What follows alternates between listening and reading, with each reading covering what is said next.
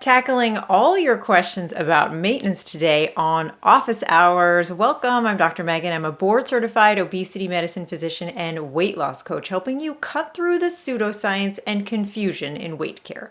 My approach combines evidence-based medicine with real behavioral change, so you don't just take medications, you actually transform your health. Before we get started, as always, I can't answer personal medical questions because I'm not your personal doctor. This is not personal medical advice, so if your question does lean a little personal, I'm going to change it so it's more broadly educationally relevant for everybody. As I'm going through the questions today, you might be thinking, I wish my relationship with food was a little bit better.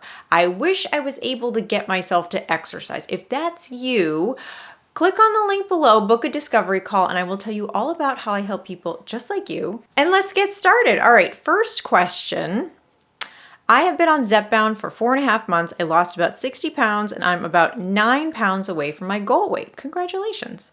I was wondering how you start maintenance. Is it a dosage adjustment and an injection, not once a week, but every 2 weeks? This is a great question. So what this question is getting at is, what is maintenance? Like, what are we talking about? And I think it's something that can be very overcomplicated and everybody has a lot of ideas about what it is. But as a doctor who prescribes these medications, maintenance is really not very complicated at all. So for me, when I'm treating a patient, maintenance is really the highest dose that their body can tolerate. So if I have a patient and let's say they got all the way up to Zepbound 15, they've lost the maximum amount of weight they want to lose, they're tolerating that dose well, and overall they're just in a good place and we're not looking for them to lose any additional weight. And that dose is keeping them at the weight they want to be at. Maybe they wanted to be 150 pounds and their weight is really hovering around that now. That would be maintenance and they would just stay on that. I'm not going to do anything fancy. I'm not going to change it around. I'm not going to have them stop it and restart it. No, it's just going to be boring, right? So like I always say, when you are on these medications, so your weight starts up here, then as you're losing, it's exciting, and then it's boring forever, right? That's great. I want your weight to be a boring part of your life. I want your life to be exciting, but I want your weight to be about as exciting as your eye color, your shoe size, like very not dramatic, okay? So maintenance is essentially the highest dose that a patient's body can tolerate that is meeting their weight loss goals, but not going above and beyond that. I have some patients, their maintenance dose is Zepbound 2.5 because they started on 2.5, they lost all the weight they needed to lose, and then it kind of tapered off and really brought them to where they want to be. We don't think about increasing it. We don't take them off of it. If it's keeping them where they want to be and they're tolerating it and everything's going well and life is boring, that's the maintenance dose. Also, the maintenance dose is typically once a week. Every so often, if I have a patient who, let's say I had a patient who was on the 2.5 and it was too much for them, and this is Zepbound, but Zepbound was the best medication for them, I might think about having them go every 10 to 14 days. That's pretty unusual. It does happen, but in those rare cases where even the 2.5 is too much, only then will I really think about extending that dose. Okay, next question. I know you get this maintenance question a lot, but should you go down to a lower dose to maintain your weight? I know that our bodies adjust to the dose. This will leave the option of increasing later down the road if needed. Example, if you're on 15 milligrams and go to 10 if it works to maintain. I totally get the logic there. It's not what I do when I'm prescribing. So, because usually if I have somebody on 15 and they go to 10, usually they're going to gain at least a little bit of weight back.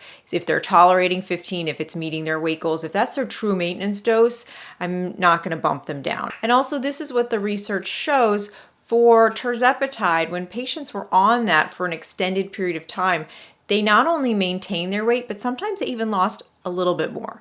So if I have a patient and 15 is their maintenance dose, I'm just going to keep them there. If it's truly a maintenance dose, it's holding them at their weight and they're feeling well. Sometimes the 15 is not enough. So I hear what you're saying about like, okay, well, what if we need something else? Do we want to leave room to have that as an option? And I totally hear you on that. So if people are at 15 and it's still not getting them to the BMI that I feel is the healthiest place for them, that's when I will think about bringing in another medication, looking at lifestyle changes to make, like there's something else that needs to be added to the existing dose, but usually I'm not going to bring the dose down in anticipation that they may need something later. I'm always thinking about, okay, I'm pushing it as far as I can to get them the best results.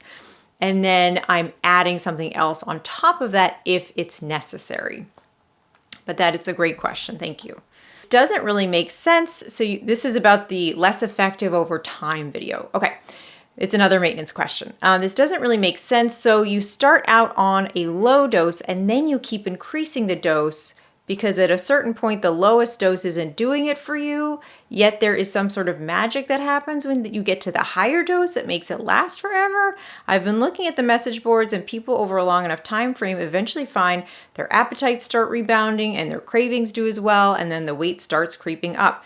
Maybe they won't regain all the weight, but it seems like most of them are going to regain some of the weight. The human body is extremely adaptable. Okay, I want to go over a couple of really good points here on this comment. So the idea that the lowest dose isn't doing it for you, it's not that it isn't doing it for you. It's just every dose is going to keep somebody at a new weight, at kind of the new normal of that weight. It doesn't mean it's not working, but maybe 2.5 gets someone down 5 pounds, and maybe the 5 gets them down 10 pounds, right? That's where the medication is just, after their body adjusts, it's just holding them there.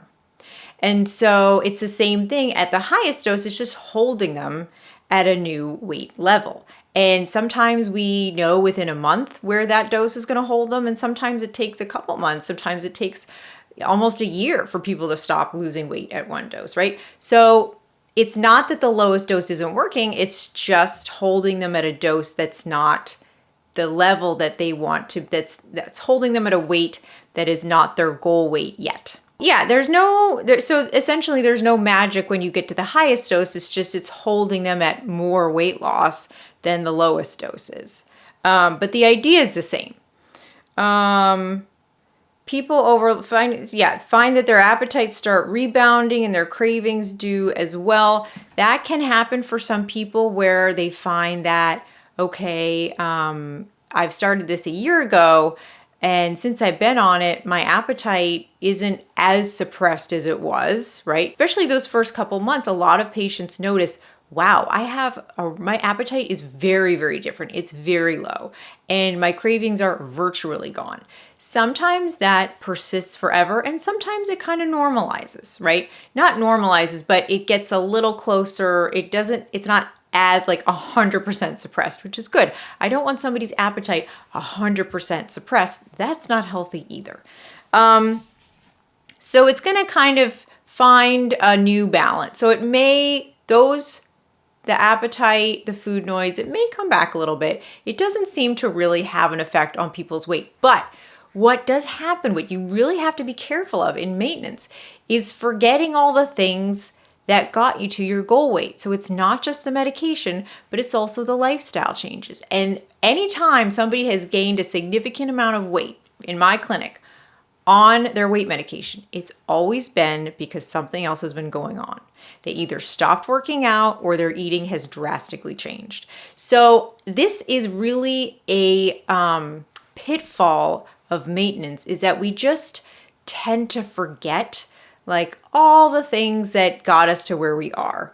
And so like you're really excited, you're at maintenance. And then I think some people, and this happens with people on, diets. This happens with anytime we kind of set ourselves up for changes that we don't really love, we're always kind of waiting till we can go off of them. Okay. So this is why it's really important that any change you make, you need to have the idea that I'm going to be doing this forever, so I better like it, okay?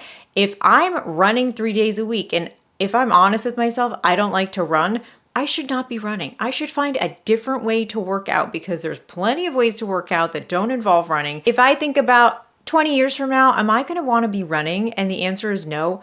Don't do it now. Okay? Set yourself up for success, whatever change you're making. Think about, is this something like I feel good about doing 20, 30 years from now? Like, this is a good addition to my life. This is a lifestyle change. This isn't a get me to my ideal body weight change, okay? That's very different. Keep track of the things that you're doing. So it's not just the medication, but like keep track, because a lot of times, people go on vacation, they move, they change jobs. These things are very disruptive to habits, and sometimes people just kind of forget what they were doing because they get out of that routine. So whatever you're doing now, just make a quick list of the things that are really working for you so that if something like that comes up, it's really easy to reorient yourself, because what you don't want is to be confused and overwhelmed. When we get to this, like, gosh, I don't know, like what happened? This is all so much to deal with. Like, that's a death spiral, okay? You don't want to do that because number one, it's not true. But number two, it really blocks us from being creative and problem solving, okay? So stay out of confusion, stay out of overwhelm, and stay in the data of what got you your results. I go over this all the time when I do one-to-one coaching with people. Like, I am all over people for this because it's what really works. Like, you really have to not only stay consistent, but really find what you like. And sometimes that's hard for people. So I do that a lot. Next question. This is in relation to the anhedonia. I had this issue when I first started on a GLP-1 medication, and it went away after a couple of months.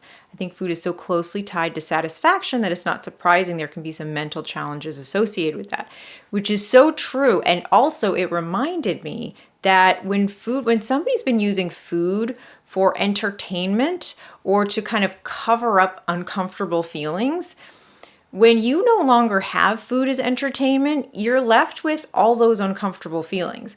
And I go into a lot more detail about this in the video about anhedonia, but when, or it's the blah video, I'll link it down below. But you really just, one way or another, you have to deal with those uncomfortable feelings, whether it's fear, whether it's guilt, whether it's stress, whether it's worrying, whether it's boredom, right? There's so many reasons why, whether it's sadness, so many reasons why people use food to distract them from uncomfortable feelings. If the food is no longer entertainment, it's no longer exciting, guess what comes back? Those uncomfortable feelings, and you still have to deal with them. So what you don't want to do is just use something else like alcohol or cigarettes or so many other things that we distract ourselves with, right? So be aware if you're somebody who uses food for entertainment and you're going to start one of these weight medications, you might have these other feelings that are now front and center, okay? And how are you going to deal with those? And this is another thing I go over with people all the time when I'm coaching them, because what do you do with these feelings? And now there's no place for them to hide, right? So this is a really good point that I just wanted to emphasize is if this is something you're struggling with, you definitely want to get a hold of it, whether it's through coaching, whether it's through a therapist, whether it's however, works best for you. But one way or the other, you are going to have to deal with it if you want this weight medication to work long term, if you want to make healthy changes and not just swap out one unhealthy habit for another.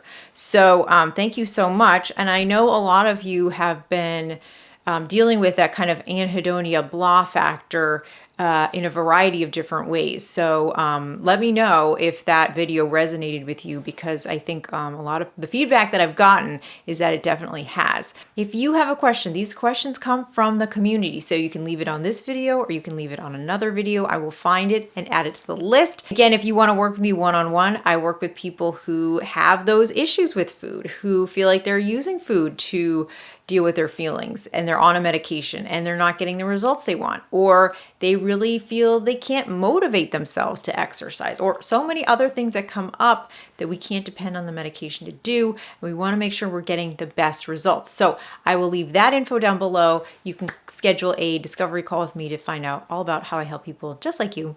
Thank you so much for watching. Subscribe if you're not subscribed, and please be well.